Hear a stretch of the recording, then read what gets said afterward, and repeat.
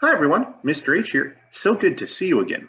And for this, our last meeting of the year, we're going to continue to think like music composers. Now, last week we talked about how movie composers had to watch a movie and think what music belongs with a certain scene, usually with the director telling them what's going on and what it's about. So we're going to do this one here as a little bit of a warm up, but we're also going to be looking at another movie later on that's a completely different scene. We'll tell you about that one later. So for this one, allow me to play the director. I'm going to be telling you this is a scene from Harry Potter and the Sorcerer's Stone, the first movie. So in this scene, our hero, Harry Potter, is going to show up and he's going to fly out and go onto the Quidditch field for the first time to prepare for his first game against the rival team. Then the game will begin. Now, this is also important because this is the audience's first time seeing Quidditch ever. They've never seen Quidditch before in the movies, and they've only read about it in the books, so we really have to make it exciting. So, using that information and a little bit of what I'm going to show you here, what kind of music do you think is going to happen? Let's see. Remember, it'll be muted first.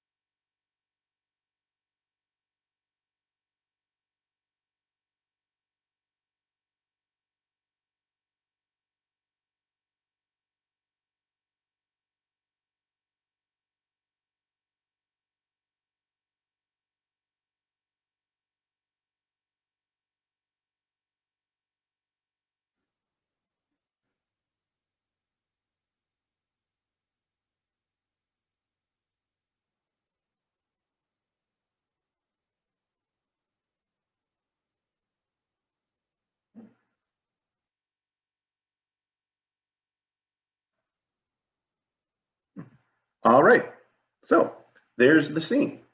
Now, I turned off the sound so we didn't hear any sound or any music, but what kind of music do you think was going to happen? Would it be exciting, scary, happy, sad? Would it have any special instruments? Well, I know I was thinking it'd be like when he first flies out over the Quidditch field, it'd be like, oh man, this is super cool. We've never seen this before. And then get a little more intense as the game begins. Well, let's go back, turn on the sound, and let's see what music we did get.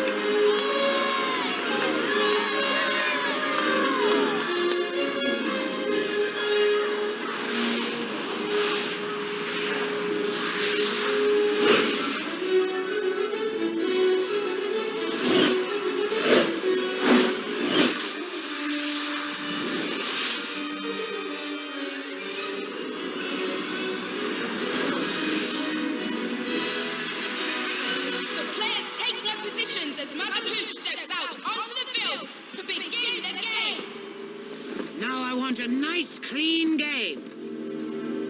From all of you.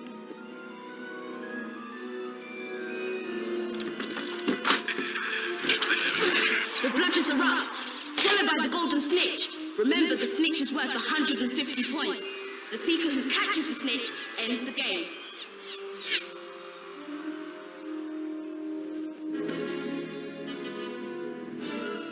The quaffle is released, and the game begins!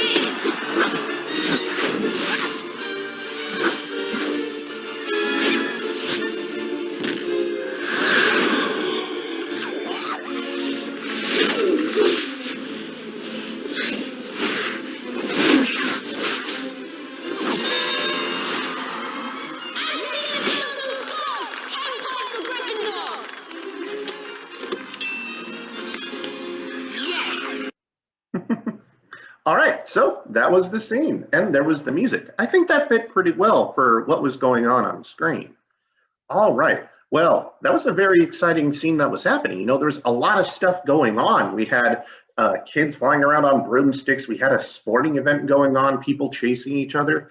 But what happens if you need to write music for a scene where not a lot of stuff happens? Oh, there we go. So we're going to do this scene instead. Now, this is from an older movie. It's not a silent movie. There will be talking and you can hear it, but not a lot more goes on. But we can still have music to try and help tell the story of the scene. So once again, I'm the director, and I'm going to tell you, you're going to see two people, a man and a woman. Now, in the movie, we know that they both like each other, but this is at the end of the movie, and the man is telling the woman, you need to get on this plane and you need to leave because it's safer for you wherever you're going than where you are now. And she wants to stay with him because she likes him, but he won't let her do it. That's all that happens in the scene. So let's watch this scene, let's have that information, and let's see what kind of music would go with this.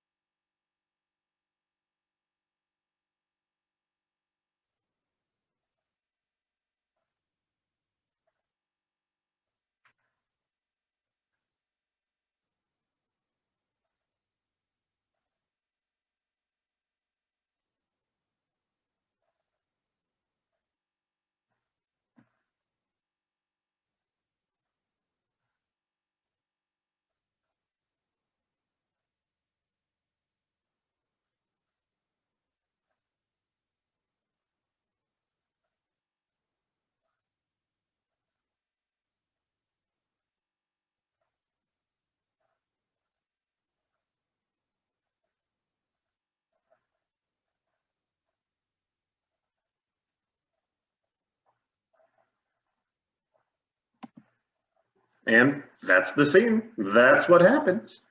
So not a lot happened, right? It was just two people talking. I mean, there really wasn't any other things going on. So in a scene like this, the music is also way more important because it has to help make up for the fact that there's not a lot of action telling this story.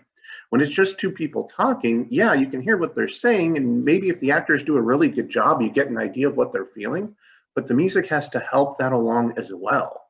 So what kind of music do you think is going to be happening in this scene? Happy, sad, fast, slow?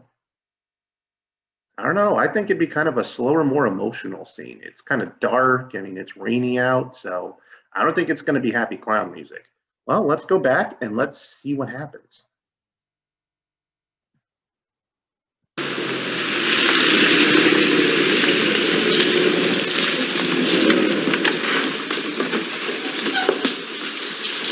Louis, have your man go with Mr. Laszlo and take care of his luggage. Certainly, Rick. Anything you say.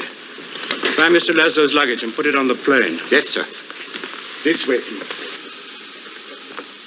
If you don't mind, you fill in the names. That'll make it even more official. You think of everything, don't you? And the names are Mr. and Mrs. Victor Laszlo. But why my name, Richard? Because you're getting on that plane.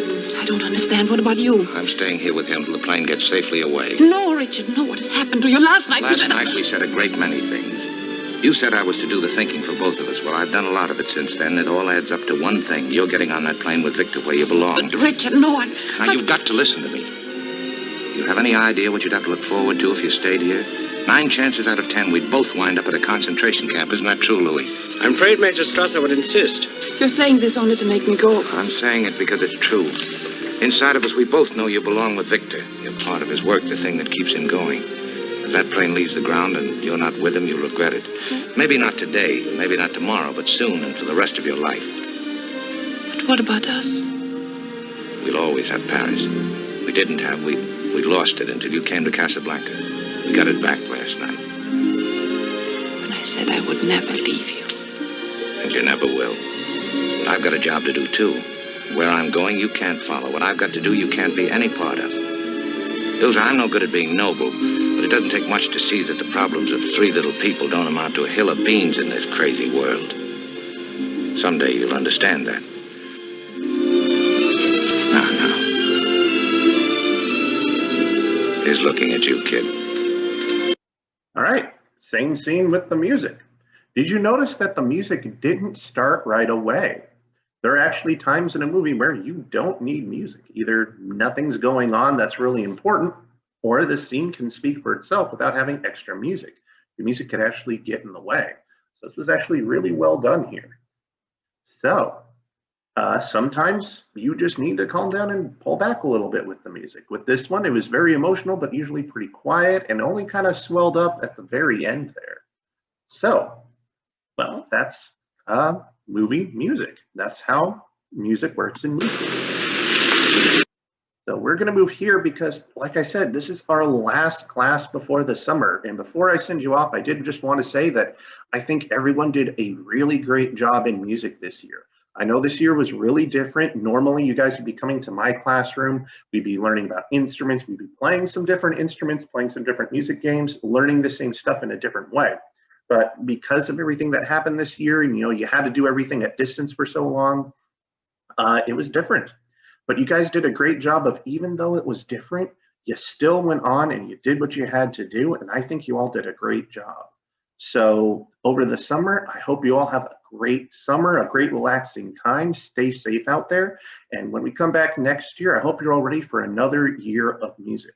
But as I always say, until then, have a great summer, have a great day, and I'll see you next time. Bye.